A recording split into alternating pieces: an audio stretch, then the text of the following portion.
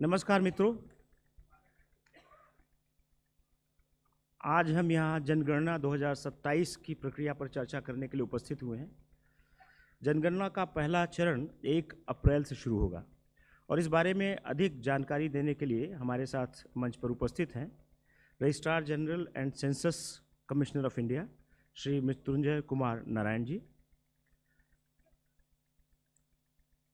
Additional deputy director general Shri Vishwajit Das, deputy registrar general Shri Subhash Dasgupta. आप सभी का हार्दिक स्वागत है।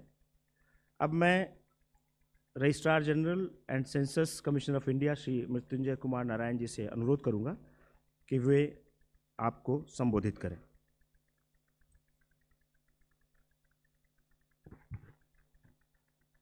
आज की इस प्रेस वार्ता में आप सभी का हार्दिक स्वागत है। आप सभी को मेरी तरफ से नमस्कार। आप सभी जानते हैं कि जनगणना की प्रक्रिया चल रही है। जनगणना की तैयारियां अब अग्रिम अवस्था में पहुंच चुकी है और अब से कुछ एक दिन में ही फील्ड का कार्य प्रथम चरण, जिसे मकान सूचीकरण एवं मकानों की गणना कहते हैं, उसका फील्ड का कार्य कई राज्यों में प्रारंभ होने जा रहा है। तो आज की इस वार्ता में आपको इन तैयारियों के संदर्भ में जानकारी देंगे। जनगणना एक बृहत कार्य है, संभवतः बृहत्तम कार्य कहा जाए। इसमें केंद्रीय स्तर पे और राज्यों के स्तर पे, संघ शासित प्रदेशों के स्तर पे विशद तैयारी चलती है। उन सारे तैयारियों की जानकारी आपको देंगे। कई जानकारी आपके पास पहले से है। जैसा कि आप जानते हैं, जनगणना 2 चरणों में संपन्न होती है और इस बार आंकड़ों का संग्रह डिजिटल माध्यम से किया जाना है। उसके बारे में भी आपसे चर्चा करेंगे। साथ ही जनगणना की पृष्ठभूमि की भी जानकारी, संवैधानिक व्यवस्था, वैधानिक आधार आदि के संदर्भ में भी आपके समक्ष जानकारी रखेंगे। आगे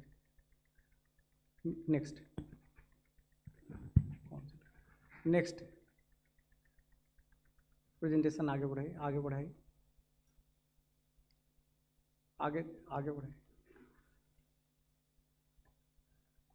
जैसा कि आपको जानकारी है, जनगणना संविधान के आर्टिकल 246 के अंतर्गत, जिसमें संघीय सूची, राज्य की सूची और समवर्ती सूचियों का उल्लेख है, उसमें संघीय सूची के अंतर्गत आता है और संघीय सूची में क्रमांक 69 पे उल्लिखित है। जनगणना की पूरी प्रक्रिया जनगणना अधिनियम 1948 और जनगणना नियम 1990 के अंतर्गत संचालित होती है। जनगणना अधिनियम 1948 और जनगणना नियम 1990 जनगणना करने की पूरी प्रक्रिया का वैधानिक आधार प्रदान करते हैं। जनगणना अधिनियम में एक महत्वपूर्ण सेक्शन है, सेक्शन 15, जिसके समक्ष में आपका ध्यान आकर्षण करना चाहेंगे। इस सेक्शन के अंतर्गत व्यक्तिगत आंकड़े जो जनगणना के दौरान दिए जाते हैं वो पूरी तरह से गोपनीय है। आरटीआई के अंतर्गत इसे साझा नहीं किया जा सकता। न्यायालय के समक्ष साक्ष्य के रूप में इसका प्रयोग नहीं हो सकता है और किसी भी व्यक्तिगत आंकड़ों को किसी भी संस्था के साथ, सरकारी, गैर सरकारी, विभिन्न विभागों के साथ शेयर नहीं किया जा सकता है। सिर्फ एग्रीगेट सांख्यिकीय आंकड़ों का ही प्रयोग टैबुलेशन के लिए किया जाता है। आपने देखा कि जनगणना संघ का विषय है, लेकिन इसमें राज्य एवं संघ शासित प्रदेशों की भी बहुत महत्वपूर्ण भूमिका होती है। राज्य एवं संघ शासित प्रदेश की पूरी प्रशासनिक मशीनरी इसमें शामिल होती है और फील्ड का कार्य संपन्न उनके द्वारा होता है। पिछली जनगणना 2011 में हुई थी और अभी वर्तमान जनगणना 2027 आधुनिक काल में जब जनगणना की यात्रा प्रारंभ हुई है 1872 पहली जनगणना, उससे 16वीं है और आज़ादी के बाद से 8वीं जनगणना है। नेक्स्ट, अगर जनगणना के प्रशासनिक संचालन के प्रशासनिक तंत्र की बात करें तो केंद्रीय स्तर पे गृह मंत्रालय के अंतर्गत union home secretary, registrar general and census commissioner और हर राज्य में निदेशक जनगणना कार्य आते हैं। और राज्य यूटी के स्तर पे अगर कटिंग एज पे देखें, जिनके द्वारा फील्ड का कार्य संचालित होता है, उन्हें इनुमरेटर प्रगणक एवं सुपरवाइजर पर्यवेक्षक कहते हैं। अधिकांशतः स्कूल के शिक्षक और सरकारी कर्मचारी और लोकल बॉडी के कर्मचारी आते हैं जो कि इस कार्य को संपन्न करते हैं। उनके ऊपर charge officer, charge important focal point है, जो एसडीएम, तहसीलदार, बीडीओ आदि होते हैं, वो नोडल पॉइंट है जहाँ पे पूरी प्रक्रिया संपन्न की जाती है, कोऑर्डिनेट की जाती है।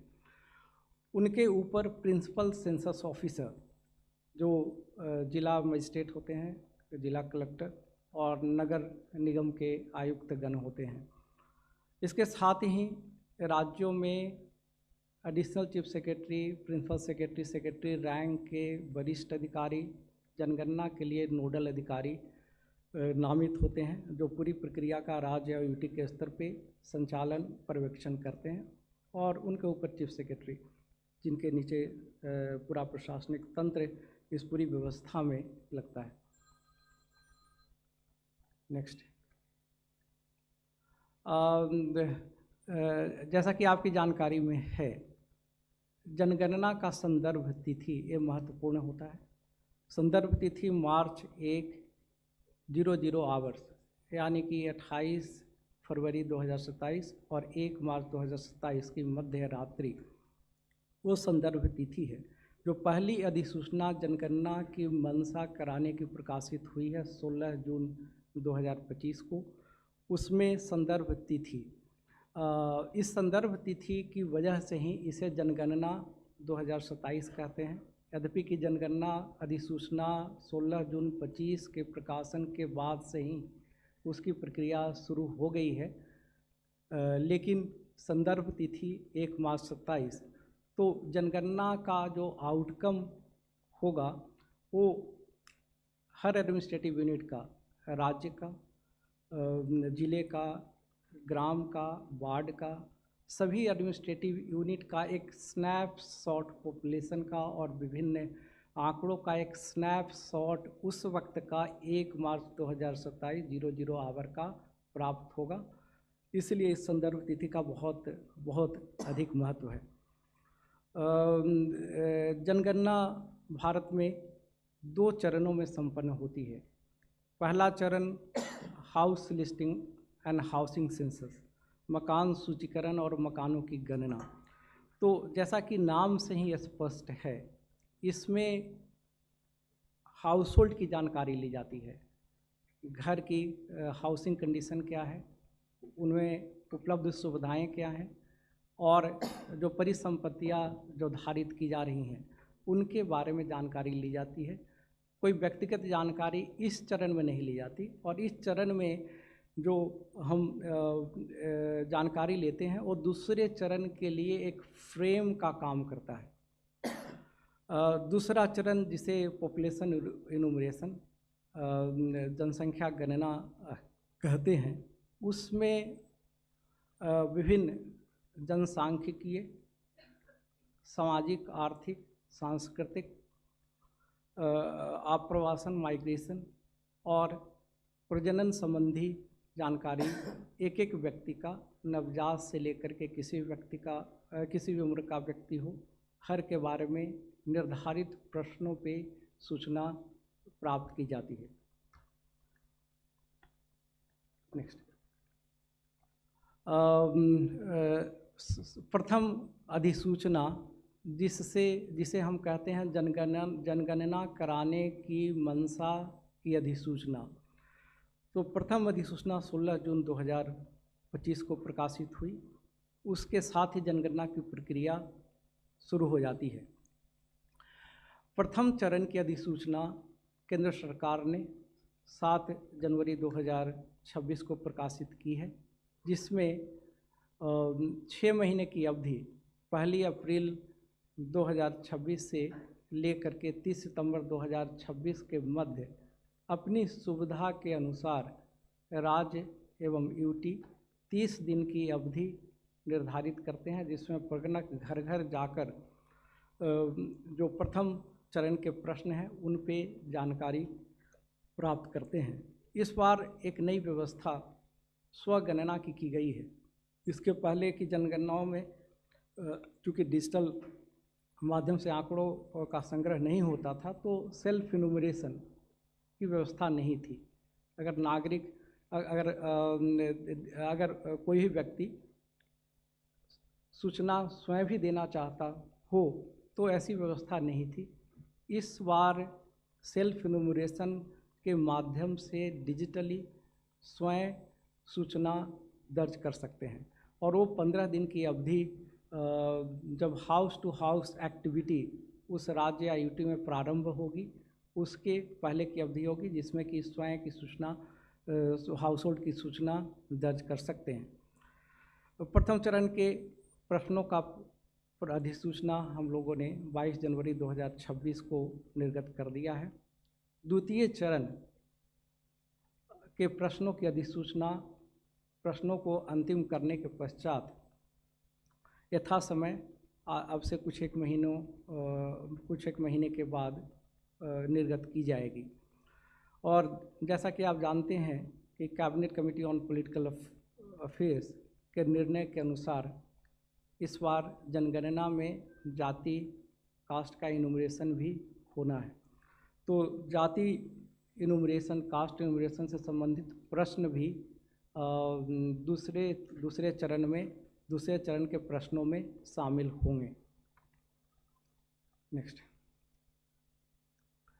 प्रथम चरण house listing and housing census के लिए राज्यों ने और यूटी ने अवधि का चयन किया है, जिसमें 11 राज्य अप्रैल के महीने में इसको करने जा रहे हैं। उसका डिटेल आप लोगों के सामने रखा है। अंडमान एंड निकोबार आइलैंड्स, गोवा, कर्नाटक, सिक्किम, उड़ीसा, लक्षद्वीप, मिजोरम, और दिल्ली में एनडीएमसी और Delhi cantt board area, Gujarat, Dadar Nagar Haveli, Daman Diu, Uttarakhand. उसके अलावा अन्य राज्य में हाइपरलिंक क्लिक करिए।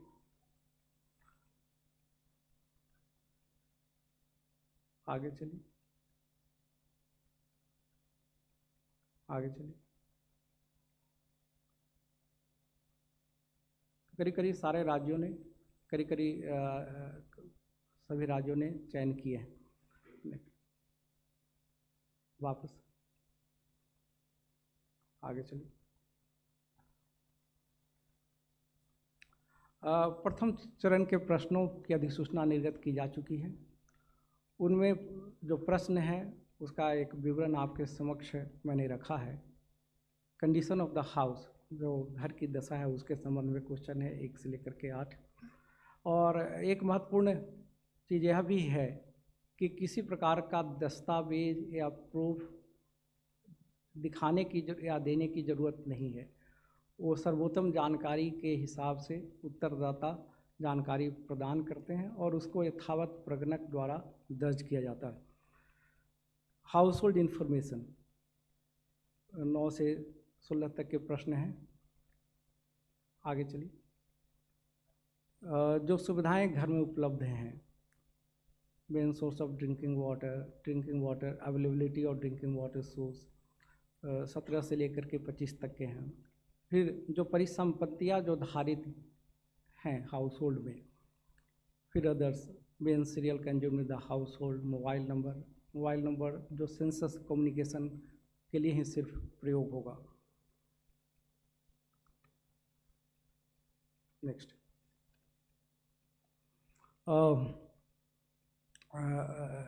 जैसा कि हमने कहा कि ये संघीय सूची का विषय है, इसलिए इसके पूरे व्यय का वहन केंद्र सरकार द्वारा किया जाता है और इसके लिए केंद्र सरकार ने 11,178 करोड़ की धनराशि स्वीकृत की है। जनगणना के लिए जो एडमिनिस्ट्रेटिव यूनिट हैं, जैसे ज़िले या ग्राम या इस तरह के इकाइयों का गठन, उनको फ्रीज किया जाता है 1 जनवरी 2026 से मार्च 2027 तक। नई एडमिनिस्ट्रेटिव यूनिट का गठन जनगणना के दृष्टिकोण से वो फ्रोजन है। आप जानना चाहेंगे कि कितने एडमिनिस्ट्रेटिव यूनिट अलग अलग श्रेणी के हैं। स्टेट यूटी 36, डिस्ट्रिक्ट 784, सब district 7,092, statutory town 5,128, census town 4,580 और राजस्व ग्राम 6,39,902। आगे चलिए।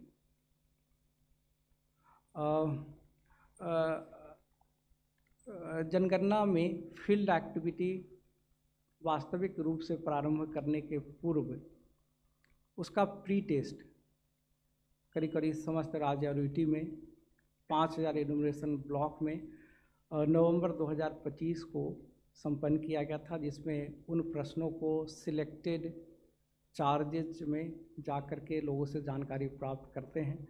ये फुल ड्रेस रिहर्सल होता है कि आगे जो वास्तविक कार्य होने वाला है उसके बारे में हमारा सिस्टम में अगर कोई और सुदृढ़ करने की ज़रूरत हो, उस एक्सपीरियंस के उस अनुभव के आधार पे पूरी व्यवस्था को और सुदृढ़ किया जाता है। तो वह प्री टेस्ट नवंबर 2025 में संपन्न हुआ था। और जैसा कि आपने देखा है कि राज्यों की बहुत महत्वपूर्ण भूमिका है, तो राज्यों की तैयारियों के संदर्भ में राज्य के वरिष्ठ अधिकारियों, मुख्य सचिवगण, राज्य के जनगणना नोडल अधिकारी और निदेशक जनगणना कार्य, इन सभी का एक कॉन्फ्रेंस यूनियन होम सेक्रेटरी की अध्यक्षता में जनवरी 2026 में संपन्न हुआ। फिर राज्य एवं यूटी के स्तर पे जो जनगणना के पदाधिकारी हैं, डिस्ट्रिक्ट लेवल पे, चार्ज लेवल पे, उन सबों का अपॉइंटमेंट होता है, राज्यों ने किया है। नेक्स्ट।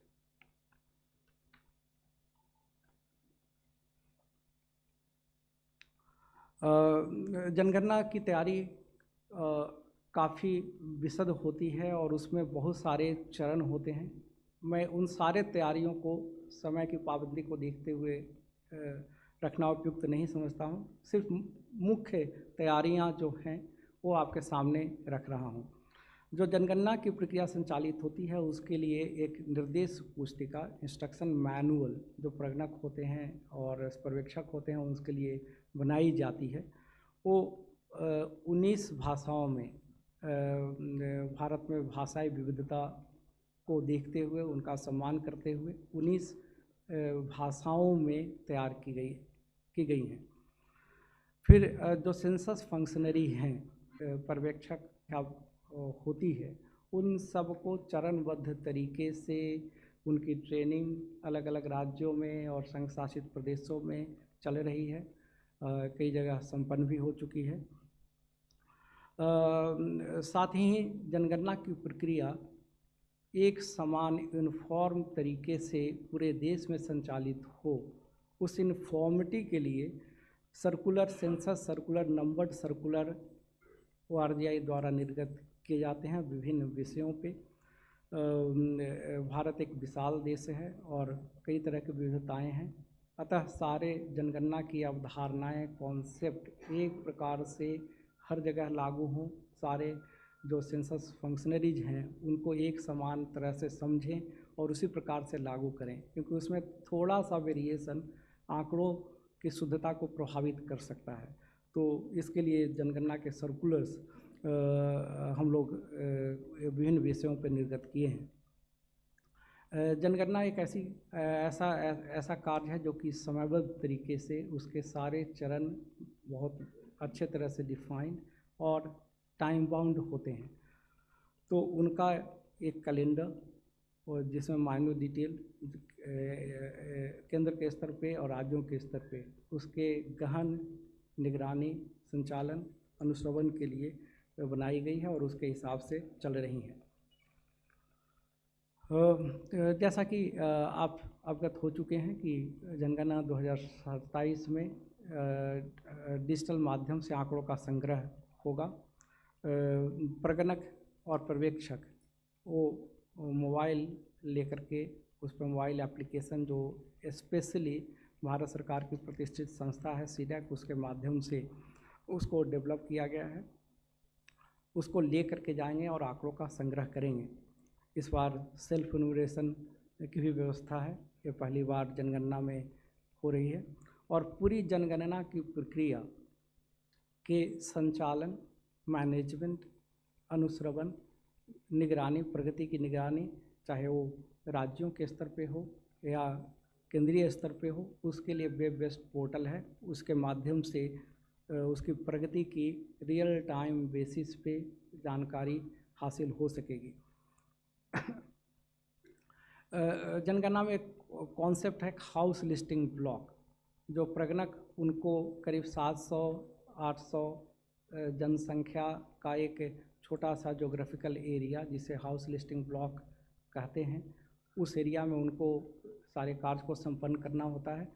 वह भी वो उसके लिए स्पेशल एक एप्लीकेशन है, जियो रेफरेंस्ड होगा, जो उससे फ्रेम तैयार होता है। अन्य कई विभाग उसको बाद में अपने सर्वेक्षण के लिए प्रयोग करते हैं, तो वो जियो रेफरेंस्ड होगा। जियो रेफरेंस्ड होने से फ़ायदा है कि कोई एरिया छूट न जाए और किसी एरिया में दोहराव न हो, यह सुनिश्चित हो सकेगा।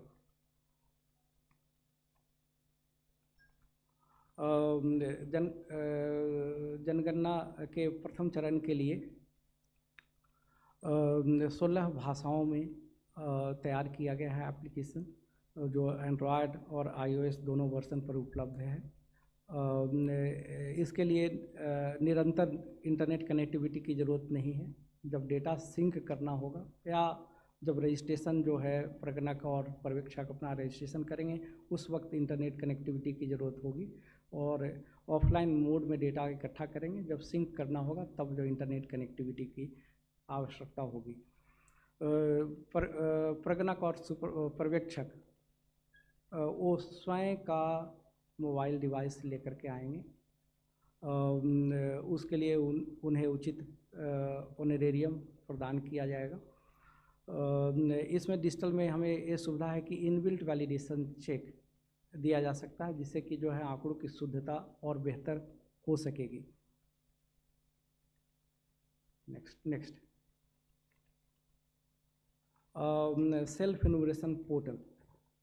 सेल्फ इन्यूमरेशन ये जो पोर्टल है ac.census.gov.in, इस पे स्वयं अपने हाउस होल्ड की जानकारी जो उस राज्य के लिए अवधि निर्धारित है उसके दौरान जानकारी दर्ज कर सकते हैं। उसके लिए अपना मोबाइल नंबर के माध्यम से एक्सेस होगा। स्टेट अपना सिलेक्ट करेंगे, मोबाइल नंबर पे OTP उसके माध्यम से एक्सेस होगा और सारे क्वेश्चन जब भर लेंगे तो उसको ड्राफ्ट के रूप में सेव कर सकते हैं या अपनी सुविधा के हिसाब से एडिट कर सकते हैं, उसको अंतिम रूप से सबमिट कर देंगे। अंतिम रूप से सबमिट करेंगे तो एक 11 digit alphanumeric ACID self enumeration ID प्राप्त होगी, जो उनके मोबाइल पे और या ईमेल पे जाएगा। उस ACID को सुरक्षित रखना होगा और जब प्रगणक घर घर जाएंगे तो उनके साथ साझा करना होगा, जिससे वो आंकड़ों को प्रथम दृष्टया देख करके उसको पुष्टि कर सकें। नेक्स्ट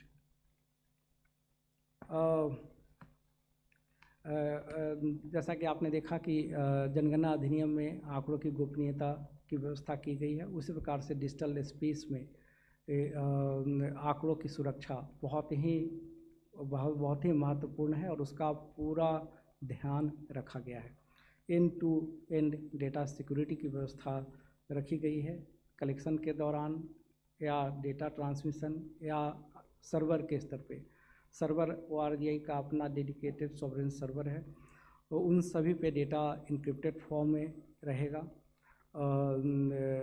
डेटा प्रोटेक्शन के जितने भी टेक्नोलॉजी, सॉफ्टवेयर, हार्डवेयर, वो सारी व्यवस्था की गई है। भारत सरकार की साइबर सुरक्षा के क्षेत्र में जितनी एजेंसियां, महत्वपूर्ण एजेंसियां काम कर रही हैं, उन सब के परामर्श से साइबर सिक्योरिटी पोस्चर को मजबूत किया गया है, उसका सुरक्षा ऑडिट भी किया गया है। Data centre critical information infrastructure घोषित है और ISO सर्टिफाइड भी है।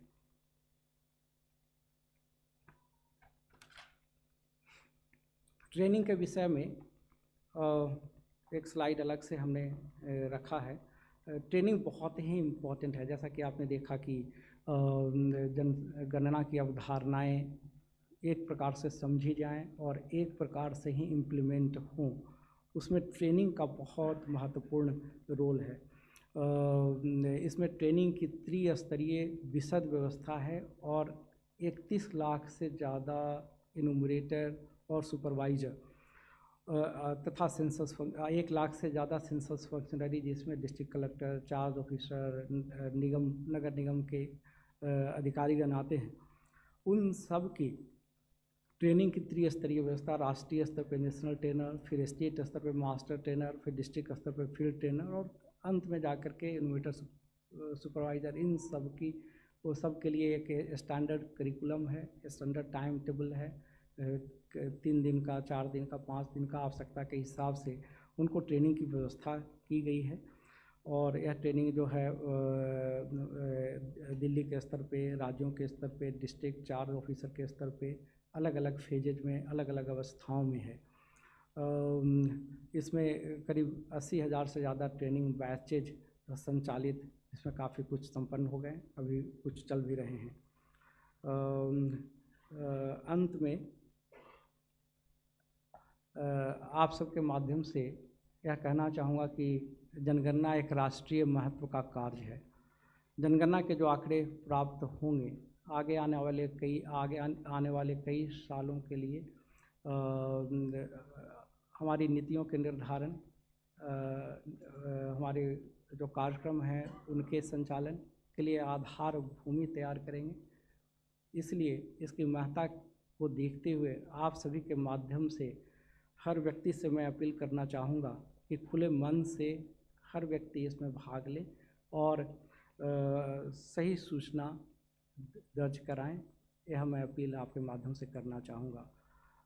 अंत में मैं आप सभी को बहुत धैर्यपूर्वक सुनने के लिए धन्यवाद देना चाहता हूँ। धन्यवाद। धन्यवाद मृत्युंजय जी। और एक वीडियो भी है छोटा सा, उसको दिखाने के लिए मैं अनुरोध करूँगा कि वीडियो प्ले किया जाए, इसके बाद हम प्रश्नोत्तर लें।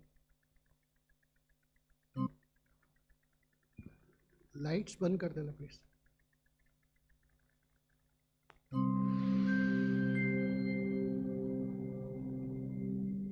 नमस्कार। भारत में शुरू होने जा रही है जनगणना, यानी देश में कितने लोग हैं इसकी गिनती। पर इस बार की जनगणना खास है, और खास इसलिए है कि इसमें डिजिटल तकनीक का इस्तेमाल किया जा रहा है। जनगणना 2 चरणों में होगी।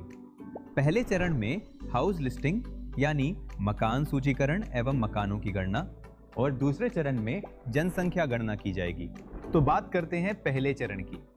इसमें निर्धारित प्रगणक घर जाकर जानकारी एकत्र करेंगे और मकानों की गणना करेंगे।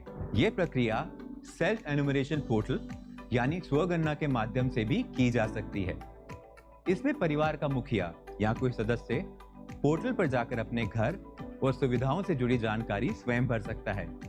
ध्यान रखें, एक मोबाइल नंबर से केवल एक ही घर का लॉगिन संभव है, जिसकी एंट्री परिवार के मुखिया की ओर से होगी।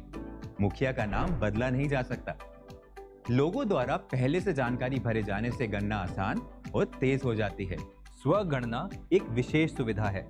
ये उस विशेष राज्य या संघ राज्य क्षेत्र में मकान सूचीकरण कार्य शुरू होने से 15 दिन पहले उपलब्ध कराया जाएगा, और ये सुविधा उस राज्य या संघ राज्य क्षेत्र में 15 दिन के लिए ही उपलब्ध रहेगी। जो चाहे वो स्वगणना के तहत पहले ही अपना विवरण दर्ज कर सकता है। स्वगणना पोर्टल में एंट्री का तरीका। सबसे पहले पोर्टल खोलें, फिर अपना राज्य या केंद्र शासित प्रदेश भरें, फिर कैप्चा भरें। इसके बाद स्वागत स्क्रीन आगे के चरणों का मार्गदर्शन करेगी। परिवार की मुखिया जैसे यहाँ सुशीला देवी अपना नाम और मोबाइल नंबर दर्ज करती हैं। अपनी भाषा चुनें, फिर OTP से सत्यापन होता है। पूरी प्रक्रिया सुरक्षित और बहुत आसान है। जिला और नजदीकी स्थान चिन्ह यानी लैंडमार्क चुनना जरूरी है। मैप पे मार्कर दिखाई देगा, वही अपने घर का स्थान चिन्हित करें। इसके बाद HLO प्रश्नावली का पृष्ठ खुल जाएगा। अधिकांश प्रश्न विकल्प आधारित होंगे, साथ ही लिखने के लिए फोनेटिक और वर्चुअल कीवर्ड होगा। FAQs और टूल टिप्स हर शंका का तुरंत समाधान करते हैं। यदि कोई प्रश्न अथवा जानकारी छूट जाए तो सिस्टम खुद आपको संकेत देता है। सभी विवरण भरे जाने के बाद चेक करें। ड्राफ्ट सहेजें, जरूरत हो तो संशोधन भी करें या अंतिम रूप से जमा करें। सबमिशन के बाद H से जुड़ा 11 अंकों का SCID आपको दिखाई देगा। यह आपको SMS से भी मिलेगा। जब प्रगणक आपके घर आए तो ये SCID आप उनसे साझा करें। आपकी दी गई सही जानकारी से हमारा देश सिर्फ मजबूत ही नहीं बनता, बल्कि उसकी वास्तविक तस्वीर भी सामने आती है। तो भागीदार बने और सहयोग करें। हमारी जनगणना, हमारा विकास। धन्यवाद। अब हम एक एक करके कुछ प्रश्न लेंगे। तो स्टार्ट करते हैं 234 नंबर। मृत्युंजय जी नमस्कार, मेरा नाम कृष्ण मोहन शर्मा है, भारत एक्सप्रेस से हूँ। मेरे दो सवाल हैं। एक सवाल की जो सेल्फ इन्यूमरेशन की बात की, उस डाटा को लोअर लेवल पे मैनिपुलेट किया जा सकता है। और दूसरा सवाल ये है कि जैसा आपने कहा कि इस बार जाति भी पूछी जाएगी, तो हमारा समाज पूरा इसी बात को अब तक लड़ता रहा है कि जाति के नाम पे संसार का या हमारे समाज का वर्टिकल डिवीजन ना हो, और ये डाटा की प्राइवेसी कैसे इंश्योर की जाएगी? 22 पीछे 22 आप। कास्ट एन्यूमरेशन का पिछला जो हमने करा था 2011 सेंसस के बाद, उसमें अराउंड 45,000 कास्ट रिटर्न करा था। तो सेंसस में एक बेसिक रूल है कि जो रिस्पोंडेंट कहता है वैसे ही आप रिकॉर्ड करते हैं। तो इस सेंसस में हम इस रूल के अराउंड कैसे जाएंगे? यानी हर एक कास्ट अलग स्पेलिंग होती है, अलग क्लासिफिकेशन होता है। क्या हम कोई सूची तैयार करेंगे जिसमें से सेलेक्ट करना होगा, या और कोई मेथड हमने सोचा है? भारती जैन जी थी टाइम्स ऑफ इंडिया से। आप अपना परिचय ज़रूर दें, नाम बताएं। 24 नंबर। मैं मनीष अग्रवाल, नवभारत टाइम्स से। सर मेरे दो सवाल हैं। पहला, जैसा कि सर ने कहा कि किसी के पास जैसे एक से ज़्यादा घर हैं और एक मोबाइल से घर का मुखिया ही वो कर सकता है। अगर एक से ज़्यादा घर हुए तो वो कैसे रजिस्ट्रेशन होगा? सेकंड इज़, घर और जो सिटीजन है उनके अलग अलग फेस में करने की क्या ज़रूरत, क्या एक साथ नहीं किए जा सकते? 262। सर, आई एम विजेता Singh from the Hindu. Since ये डिजिटल सेंसस है, तो how early will the data be available? Sir here this side, how early sir here will the data be available? Digital census है चूंकि ये। दूसरा सवाल सर, जैसे भारती ने भी पूछा कि कोड डायरेक्टरी होगी कि नहीं कास्ट सेंसस के लिए। और तीसरा सवाल सर, आप लोग इस बार NPR क्यों नहीं कर रहे हैं अपडेट? 39। सर मैं नीरज पांडे हूँ जी न्यूज़ से। मेरा सवाल ये है कि जैसे आपने कहा कि एक परिवार का मुखिया पहले अपना नाम दर्ज करेगा और उसके बाद सारी डिटेल देगा, लेकिन ऐसा बहुत सारे परिवार के साथ है कि मुखिया कहीं और रहता है और उसके बच्चे अलग अलग शहरों में रहते हैं, तो उसको कैसे समराइज करेंगे? 46 उसके बाद उत्तर देंगे। Sir, Primangshu from Anandabazar Putrika. My question is for regarding West Bengal. The state government has not notified the census. So what will happen to that state, and was there any correspondence between state and center on this? धन्यवाद। आप लोगों ने बहुत अच्छे प्रश्न पूछे हैं। एक प्रश्न है सेल्फ इनुमरेशन में डेटा मैनिपुलेट ना हो, इसकी क्या व्यवस्था है। पहले जैसे सेल्फ इनुमरेशन में स्वयं ही डेटा उसमें डालेंगे, तो इसमें जनगणना में अपेक्षा की जाती है कि सर्वोत्तम जानकारी के हिसाब से जो सूचना है वो प्रदान करेंगे। साथ ही उसके बाद भी जो प्रगणक है घर घर जाएगा और जो सेल्फ इनुमरेशन आईडी है उसको साझा किया जाएगा, जिसके आधार पर वो डेटा को देख सकता है। उसमें जो है अगर कोई त्रुटि है तो उसका सुधार हो सकता है और उसको जो है फाइनली सबमिट होगा। और इसमें पर्यवेक्षण की व्यवस्था है। 6 प्रगणक पे 1 पर्यवेक्षक होता है, तो उसको इस चेकिंग की जो है मतलब दोहरी व्यवस्था है। और इसमें सामान्य रूप से जो है जनगणना में सही जानकारी देते हैं। इसमें गोपनीयता का प्रावधान है, आंकड़े कहीं शेयर नहीं किए जाते हैं। तो इसमें जो है मतलब मैनिपुलेशन की संभावना नहीं है। दूसरा, जाति के संबंध में जो है वो प्रश्न किए गए हैं। तो जैसा कि मैंने पहले बताया, अभी प्रथम चरण की बात कर रहे हैं जिसमें हाउस होल्ड की जानकारी ले रहे हैं, कोई व्यक्तिगत इन्फॉर्मेशन हम नहीं ले रहे हैं। जाति के प्रश्न सेकंड चरण में शामिल होंगे। जब उनको हम अंतिम करेंगे तब उचित समय पे आपके समक्ष लेकर के आएंगे। इसमें कई तरह के सुझाव हैं, उन सभी पे सुझावों पर विचार करके जो सर्वोत्तम तरीका होगा उसके हिसाब से जो है प्रश्न निर्धारित होंगे, और जब प्रश्न निर्धारित हो जाएंगे तो अवश्य आपके समक्ष रखेंगे। एक प्रश्न है कि 1 से ज़्यादा घर, तो सामान्य रूप से जहाँ पे रहते हैं वहाँ पे सूचना एक व्यक्ति को 1 से ज़्यादा बार, अगर घर भी 1 से ज़्यादा भी है तो भी एक ही बार सूचना देनी है। जहाँ सामान्य रूप से रहते हों, जिस जगह पे रहते हों, अगर परिवार के कुछ सदस्य जो है किसी अन्य स्थान पे रहते हों तो वहाँ पे दर्ज करेंगे। जो उस घर में सामान्य रूप से रहते हों वो जो है सूचना उस घर के हाउस होल्ड के संबंध में दर्ज करेंगे। और अभी तो व्यक्तिगत जानकारी तो सेकंड चरण में ली जाएगी। अभी सिर्फ जो हाउस होल्ड है उसकी जानकारी हम ले रहे हैं। एनपीआर अपडेट करने का अभी निर्णय नहीं है। उसके बारे में किस प्रकार के दिशा निर्देश हम लोगों ने निर्गत नहीं किया है। एक और प्रश्न, हाँ, डेटा चूँकि जब पहले फिजिकल पेपर्स पे डेटा इकट्ठा होता था तो उसको डिजिटाइज करने में, वो फिजिकल पेपर को इकट्ठा करके स्कैन करना, उसको ऑप्टिकल कैरेक्टर रिकग्निशन से डिजिटाइज करना, उसमें काफ़ी वक्त लग जाया करता था। तो अब इस बार डेटा डिजिटल माध्यम से प्रारंभ से ही प्राप्त होगा, इसलिए आंकड़े काफ़ी शीघ्रता से जारी किए जा सकेंगे। काफ़ी आंकड़े जो है 2027 में ही हम लोग जारी कर देंगे।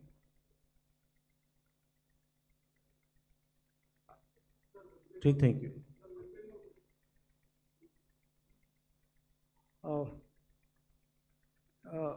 वेस्ट बंगाल में जनगणना की अधिसूचना का प्रकाशन नहीं हुआ है। हम लोगों ने उनके साथ इस बिंदु को उठाया है और उम्मीद है कि अधिसूचना का प्रकाशन करेंगे। यह विधि का अनिवार्यता है और अभी प्रथम चरण के लिए सितंबर 2026 तक हमारे पास वक्त है।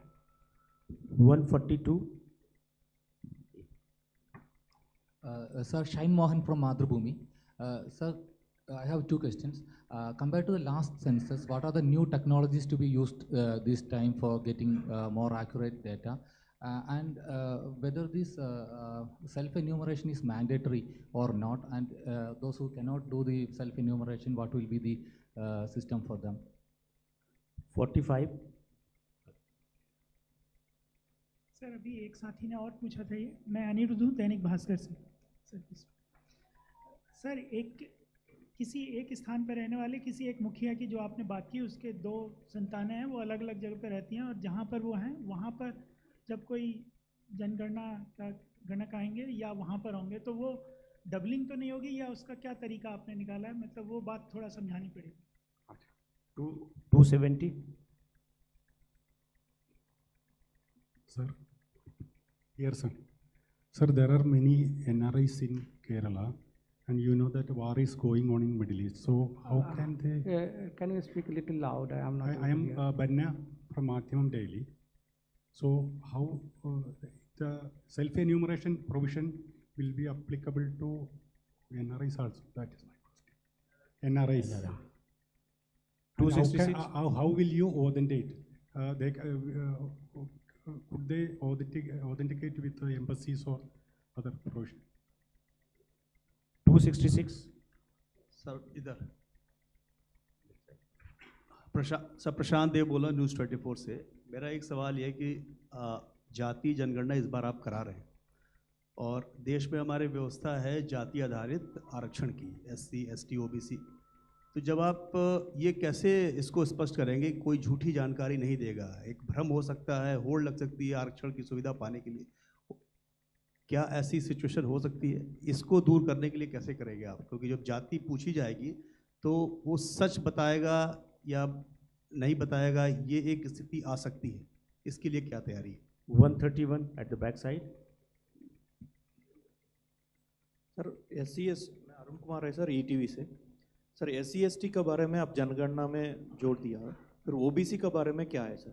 हाउस लिस्टिंग में भी ऐसा के लिए क्या करना है सर? 17 नंबर। Thank you. मैं अनिल हांडा हूँ लोकतंत्र किसान से। सेल्फ एन्यूमरेशन में सर जो सबमिशन होगी वो पोर्टल पे फाइनल हो जाएगी, या जो एन्यूमरेटर के पास आप देंगे कोड शेयरिंग करेंगे वो फाइनल रहेगी? क्योंकि इन केस वो पोर्टल पे फाइनलाइज होती है सर, तो ओपन सोर्स है और इंटरनेट तो ओपन सोर्स रहेगा, तो सिक्योरिटी इश्यूज तो इसमें बनी रहेंगी, और इन केस मॉडिफाई करने हैं तो उसके क्या प्रावधान है वो भी जरा बता दें।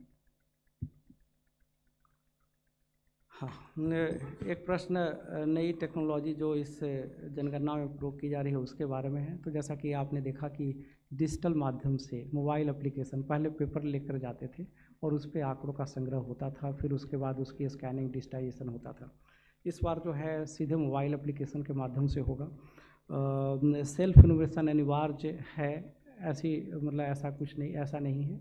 अगर करना चाहते हैं, जो कर सकते हैं करें, उससे जो है इनोवेटर का काम आसान हो जाता है और अपने आंकड़े खुद भरेंगे तो उनका अच्छा पार्टिसिपेशन होगा। लेकिन अगर सेल्फ इनोवेशन करने की स्थिति में नहीं है किसी भी वजह से, तो प्रगणक हर हालत में हर घर में जाएगा, और जहाँ सेल्फ इनोवेशन हो गया है वहाँ भी प्रगणक जो है जाएगा, और जो ऐसी ID है उसको शेयर करने पे उसको प्रथम दृष्टया आंकड़ों को देख करके उसकी पुष्टि करेगा। जाति जनगणना की आपने बात की है, उसमें देखिए, इसमें जो नंबर 1 हम हाउस होल्ड की जानकारी ले रहे हैं, व्यक्तिगत जानकारी सेकंड चरण में लेंगे। तब तक सेकंड चरण के प्रश्नों का इंतजार कीजिए कि किस प्रकार से उन प्रश्नों का निर्धारण होगा। और इसमें जनगणना में अगर दोनों चरणों को मिलाकर के भी बात करें तो जनगणना में जो व्यक्तिगत जानकारी दी जाती है उसका किसी भी दशा में प्रयोग नहीं हो सकता है। उसका प्रयोग इंडिविजुअल आंकड़े का प्रयोग नहीं हो सकता है, सिर्फ एग्रीगेट आंकड़ों का प्रयोग होता है। उस आंकड़े के आधार पे किसी योजना का लाभ, किसी व्यवस्था का लाभ देने की व्यवस्था नहीं है। इसलिए उसमें मैनिपुलेशन जो आप इंगित करना चाह रहे हैं कि मैनिपुलेशन हो सकता है, तो इसमें व्यक्तिगत आंकड़ों का प्रयोग किसी स्कीम का लाभ देने के लिए नहीं किया जाता है।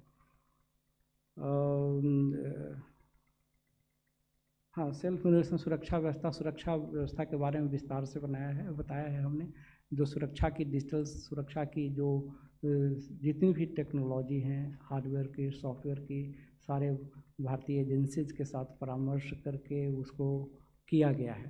सुरक्षा की पुख्ती व्यवस्था है। धन्यवाद। लास्ट सेट क्वेश्चंस हम पूछ।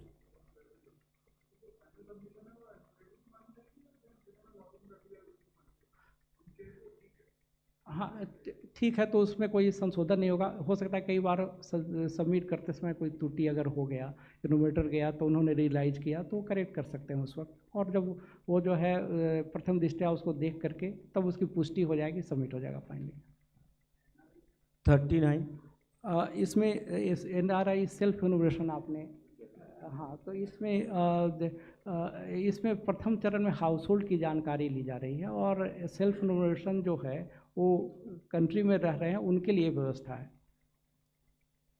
39 सर मेरा सवाल है कि जो SECC लिस्ट होती है सर, उसके आधार पर केंद्र और राज्य की जो नीतियाँ होती हैं वो निर्धारित करती हैं। बहुत सारे लोग जो जिनके पास आयुष्मान कार्ड या बहुत सारे कार्ड जो उसी बेसिस पे होते हैं, लेकिन हमने देखा है कि गलत जानकारी के कारण कई लोग जो एलिजिबल नहीं उनको भी मिल जाता है, ऐसे लिस्ट में होता है, और जो एलिजिबल नहीं होते वो लिस्ट से बाहर हो जाते हैं। इस कारण से कई नीतियों का उनको फ़ायदा नहीं मिलता। इसके लिए क्या इस बार कोई खास जांच की व्यवस्था की गई है जब जनगणना होगी, या किस तरीके से इसको रेक्टिफाई किया जा सकता है? और दूसरा, जो जनगणना अधिकारी है वो अधिकतम कितने घरों को एक जनगणना अधिकारी रीच आउट करेगा? क्या कोई लिस्ट है, जैसे इलेक्शन कमीशन में BLO 1200 तक की लिमिट है, वैसे जनगणना अधिकारी कितने घरों तक के लिए? 187 इधर। सर नमस्कार।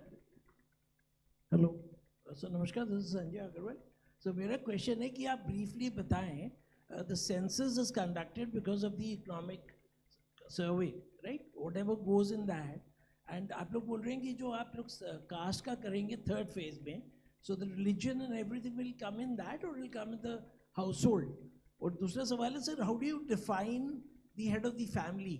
Because there are so much of people who are not earning, and if he is not earning, can he be defined as the head of the family, sir? 247 उधर राइट साइड। सर नमस्कार, मैं मोहित शुक्ला हूँ दूरदर्शन से। मेरा सवाल आपसे sir ये है कि एक घर जिसमें मान लीजिए 2 भाई रहते हैं और वो दोनों ही उस पे हाउस होल्ड पे हैं, या वो डिस्प्यूटेड मकान है, तो उसको हम कैसे पहचानेंगे? मतलब परिवार रजिस्टर के माध्यम से या किसी और माध्यम से किसकी दावेदारी मानेंगे घर के मुखिया पर? और दूसरा सर मेरा सवाल आपसे ये है, अभी थोड़े दिन पहले ही केंद्रीय मंत्री हैं रामदास अठावले, उन्होंने एक बहुत महत्वपूर्ण सवाल उठाया। उन्होंने कहा कि जो लोग SC से बौद्ध बने हैं और ख़ासतौर पर बौद्ध धर्म में जाति व्यवस्था नहीं होती है, तो ऐसे लोग जब जनगणना के लिए उनके पास जब लोग पहुंचेंगे तो उस कंडीशन में वो जाति के कॉलम में क्या लिखेंगे? अपनी कास्ट लिखेंगे, नंबर लिखेंगे, या क्या, कैसे उसको आप डिफाइन करेंगे? 79 Right here at the back. Here, sir. On the other side, right? Left side. So even though you've clarified that NPR is not on your agenda at the moment, but there are some concerns whether the census data is going to be correlated with the SIR data that the Election Commission is also collecting. In light of NPR, if you could clarify that. 47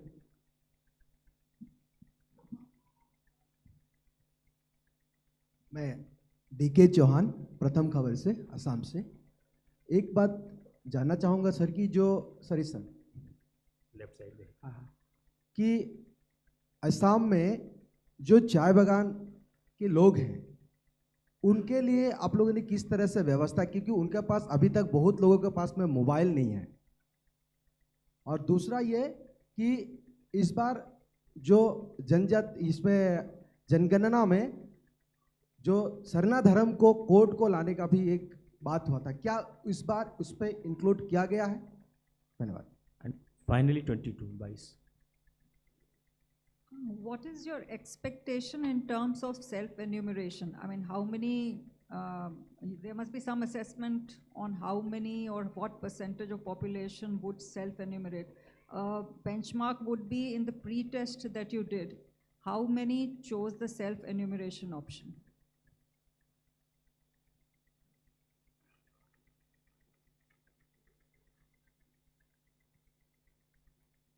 I think that's fine. Everybody is. SECC की बात की है। SECC के बारे में कहना चाहूँगा, ये हम लोग का विषय नहीं है। यह कहा गया कि आंकड़ों की जांच, तो जनगणना में जांच, इंक्वायरी आदि की व्यवस्था नहीं है। एक बहुत बड़ा कार्य है, प्रशासनिक दृष्टिकोण से बृहत्तम कार्य है। इसमें किसी प्रकार की इंक्वायरी की व्यवस्था नहीं है। इसलिए ये सब कानूनी प्रावधान है कि आंकड़े सीक्रेट रखे, मतलब आंकड़े गोपनीय रखे जाएंगे। किसी से शेयर नहीं किया जाएगा, उसके आधार पे किसी योजना का लाभ नहीं मिलेगा। यह इस बात के लिए है कि ताकि लोग सही सही आंकड़े दें, और ये इन आंकड़ों का बहुत ही अधिक महत्व है। वो राष्ट्र के लिए नीतियों के निर्धारण के लिए, नीतियों के निर्माण के लिए, प्रोग्राम के निर्धारण के लिए प्रयोग होते हैं। तो इसमें किसी प्रकार की जांच की व्यवस्था नहीं है, और न जांच किया जाना संभव है। जो मैंने कहा कि प्रगणक फिर उसके ऊपर पर्यवेक्षक होंगे, तो द्विस्तरीय व्यवस्था है और सामान्य रूप से जो है सही जानकारी ही प्रदान करते हैं। SIR की बात की गई, SIR से इसका कोई संबंध नहीं है, कोई कोरिलेशन नहीं है। धर्म की बात की गई, तो उसके बारे में कहना चाहूँगा कि धर्म वो सेकंड चरण में उसके प्रश्न आएंगे, तब तक का इंतज़ार कीजिए। और जो भी धर्म में जो भी बताते हैं उसको यथावत दर्ज किया जाता है। सेल्फ इन्यूमरेशन जो है, सेल्फ इन्यूमरेशन देखिए अब इस बार पहली बार हम लोग करने जा रहे हैं, तो कोई इस प्रकार का फिगर देना कि कितने लोग करेंगे, उम्मीद है कि जो है आप लोग के माध्यम से हर व्यक्ति तक पहुंचेगी। और डिजिटल लिटरेसी सोसाइटी में काफ़ी बढ़ी है, काफ़ी लोग कर सकते हैं, मोबाइल के माध्यम से, लैपटॉप कंप्यूटर के माध्यम से कर सकते हैं। तो जितने लोग करेंगे अच्छा है, उतना इन्यूमरेटर का काम आसान हो जाएगा। तो मेरे ख्याल से आपके सारे प्रश्नों का मैंने उत्तर दे दिया है। बहुत बहुत धन्यवाद। Thank you. आप सबके लिए भोजन की व्यवस्था की गई है 4th फ्लोर पे।